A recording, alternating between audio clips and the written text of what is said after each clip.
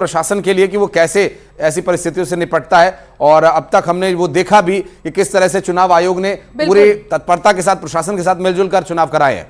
बिल्कुल आशीष, और ऐसे में देखिए आज कई वो बड़े चेहरे हैं जिनकी हम कह सकते हैं परीक्षा होगी, जिन्होंने एग्जाम के लिए इतना प्रिपरेशन किया, आखिरकार रिजल्ट क्या आएगा इसके लिए थोड़ा इंतजार करना है। लेकिन वो केंद्रीय मंत्री जिन्हें चुनावी मैदान में बीजेपी ने उतारा, उसके बाद कई ऐसे बड़े चेहरे हम देख रहे हैं कांग्रेस की तरफ से भी तमाम प्रचार प्रसार में हमें देखने को मिले। लेकिन इसका असर कितना जनता पर होगा ये आज जनता तय करेगी। बिल्कुल, जनता काफी कुछ पक्ष यहां पर देखने के बाद वोट डालने के जाते हैं और पहले के मुकाबले अब लोग ज्यादा अवेयर हो गए। उनके पास इंटरनेट है, स्मार्टफोन है और इससे वो अपने न सिर्फ कैंडिडेट के बारे में बल्कि अपने क्षेत्र के विकास के बारे में भी जान सकते हैं। जो पारदर्शिता है अंशिका वो बढ़ी है और लोग इस बात को लेकर जागरूक हुए हैं कि उन्हें वोट डालना है। परसेंटेज आप देखिए दिन ब दिन बढ़ रहे हैं और कुछ क्षेत्रों को अगर छोड़ दें, कुछ आंकड़ों को अगर नजरअंदाज करें तो ज्यादातर क्षेत्रों में जो वोटिंग परसेंटेज है वो बढ़ा है। अब इस पर निर्भर नहीं करता कि लोग कितने पढ़े लिखे हैं, लेकिन हाँ जागरूक हुए हैं ये जरूर है। लिटरेसी रेट भी कुछ अपेक्षाकृत पहले के मुकाबले बढ़ा है,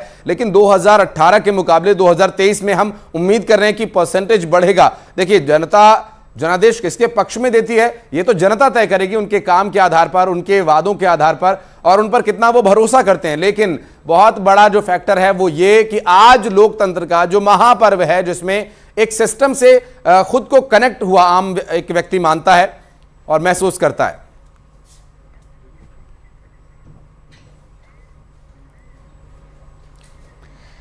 तो आज क्योंकि देखिए मध्य प्रदेश और छत्तीसगढ़ को मिलाकर तमाम जगहों पर सुरक्षा के चाक चौबंद इंतजाम है। वोटिंग के मद्देनजर हमारे साथ हमारे सहयोगी जुड़ गए हैं, मिथिलेश हमारे साथ जुड़ गए हैं, सुशील हमारे साथ जुड़ गए हैं और वासु हमारे साथ जुड़ गए हैं। वासु, आज किस तरीके का माहौल नजर आ रहा है क्योंकि वोटिंग थोड़ी ही देर में शुरू हो जाएगी?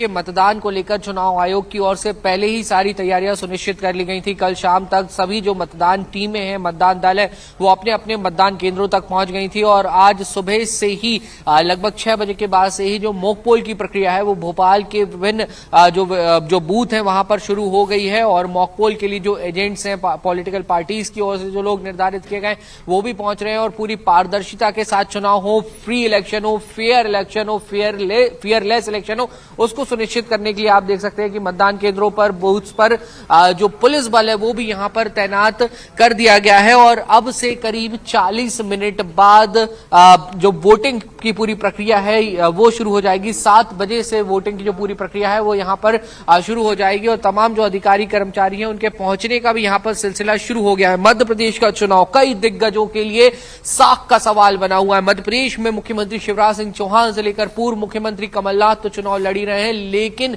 कई सांसद और केंद्रीय मंत्री भी चुनावी मैदान में हैं। चाहे आप नरेंद्र सिंह तोमर, प्रहलाद सिंह पटेल, फग्गन सिंह कुलस्ते जैसे तमाम बड़े नाम जो केंद्र में भी अपना खासा दबदबा रखते हैं और वो अब मध्य प्रदेश के विधानसभा चुनाव में भी अपनी किस्मत आजमाते हुए नजर आएंगे। जो रिटर्निंग ऑफिसर्स हैं वो भी अब बूथ पर पहुंचने लगे हैं और तमाम तैयारियों का जायजा लेंगे। सर, क्या कुछ तैयारियां चल रही है अभी?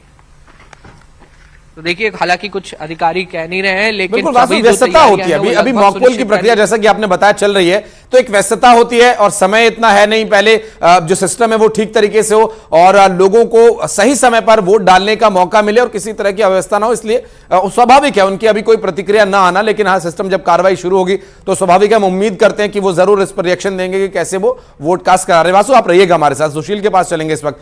सुशील, आज बहुत बड़ा दिन है और दिग्गजों की साख भी दांव पर है। आप इस वक्त जहां मौजूद हैं वहां से भी कई दिग्गज आते हैं चुनावी मैदान में, लेकिन आज जो सबसे बड़े दिग्गज है वो है हमारी जनता जनार्दन। क्या कहते हैं सर, कहां पर क्या तैयारी, अभी क्या इस बारे में डिटेल्स हैं? बिल्कुल, देखिए ग्वालियर चंबल अंचल में भी अगर कहें तो ये चुनाव एक प्रतिष्ठा का चुनाव है। इस वक्त हम ग्वालियर के लक्ष्मीबाई कॉलोनी में मिसेल स्कूल का जो मॉडल मतदान केंद्र है वहां खड़े हैं। आपको बता दें कि ग्वालियर जिले में 6 विधानसभा सीट पर 90 प्रत्याशियों का भाग्य जो है उस पर आज बटन दबाया जाएगा। ये आदर्श मतदान केंद्र, आपको बता दें कि ग्वालियर में करीब 1662 मतदान केंद्र बनाए गए हैं। इनमें करीब 90 आदर्श मतदान केंद्र और 81 मतदान केंद्र दिव्यांगों के लिए बनाए गए हैं। आपको बता दें कि जिले में कुल 16,24,000 से ज्यादा मतदाता मतदान करेंगे। संवेदनशील मतदान केंद्रों की संख्या अगर देखें तो 274 है, जहां पर बीएसएफ के 5-5 जवान तैनात थे। और यही वजह है कि यहाँ जो ग्वालियर चंबल अंचल है उसमें इस चुनाव में जो मतदाता है वो कई दिग्गजों के भाग्य का भी फैसला करेंगे। अगर कहें तो सबसे बड़े जो चेहरे हैं केंद्रीय मंत्री नरेंद्र सिंह तोमर है, इनके अलावा मध्य प्रदेश के मंत्री चाहे नरोत्तम मिश्रा हो या महेंद्र सिंह सिसोदिया हो, प्रद्युमन सिंह तोमर हैं, इसके अलावा सुरेश राठखेड़ा, ब्रजेंद्र सिंह यादव, तमाम वो मंत्री हैं जिनके भाग्य का फैसला आज होगा। कुल 34 सीटें हैं। सुबह से ही यहां मॉक पोल की प्रक्रिया चल रही है। 7 बजे के करीब मतदान शुरू होगा। आदर्श मतदान केंद्रों पर आप देख सकते हैं कि व्यवस्था चाक चौबंद है। यहां मतदाताओं को अच्छा एहसास हो इसके तमाम संसाधन जुटाए गए हैं। सारे साजो सामान यहां तैयार किए गए हैं और अधिकारियों की टीम भी पूरी तरह से तैयार है। करीब 8000 से ज्यादा अधिकारी कर्मचारी इस चुनाव को कराने के लिए तैनात है। 4000 से ज्यादा पुलिस का बल लगा हुआ। इसके अलावा बीएसएफ सहित अन्य जो मिलिट्री फोर्सेज है उनकी 21 कंपनियां तैनात है। तो कुल मिला के जो मतदान की प्रक्रिया है वो 7 बजे से शुरू होगी। उसके पहले अभी मॉक पोल वगैरह हो चुका है। ये तस्वीरें काफी अहम हो जाती हैं उस वक्त जब लोग अभी घर से बाहर निकलने ही वाले हैं। उनके लिए ये जानना बहुत जरूरी हो जाता है कि सुरक्षा के इंतजाम कैसे हैं, जो आप दिखा रहे थे दर्शकों को। मिथिलेश, आप किस केंद्र पर खड़े हैं और यहां मतदान केंद्र में क्या व्यवस्था आम लोगों के लिए? देखिए, अगर इंदौर की बात करते हैं तो इस वक्त मैं आपको बताना चाहूंगा कि मैं बाल विनय मंदिर है, एक सरकारी